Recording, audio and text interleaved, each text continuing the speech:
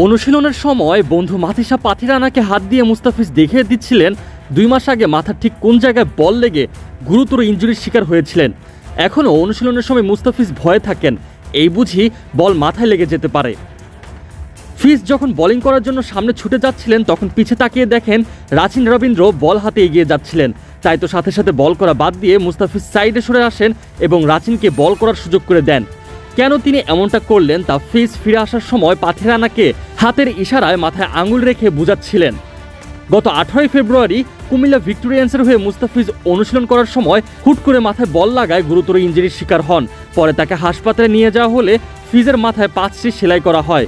সেই থেকে তিনি অনুশীলনের সময় প্রায়শই ভয়ে থাকেন বল মাথায় লাগার ব্যাপারে।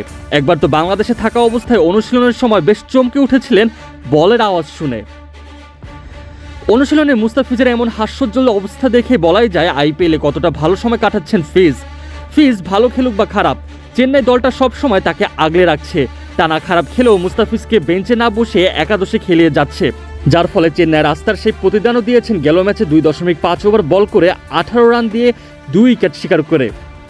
সামনে আরেকটি মাত্র ম্যাচ খেলার সুযোগ আছে মুস্তাফিজের। মের 1 তারিখ পাঞ্জাব কিংসের বিপক্ষে ম্যাচটাই হতে যাচ্ছে আইপিএলে এই আসরে মুস্তাফিজের শেষ ম্যাচ।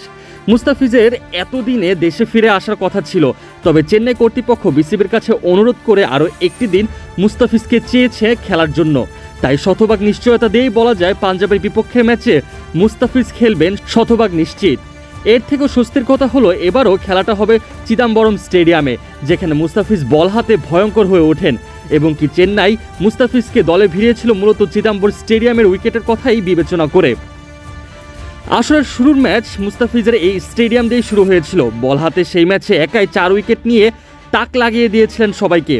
এবার শেষ ম্যাচেও মুস্তাফিজ বল হাতে কেমন পারফর্ম করবেন এখন সেটাই দেখার বিষয়।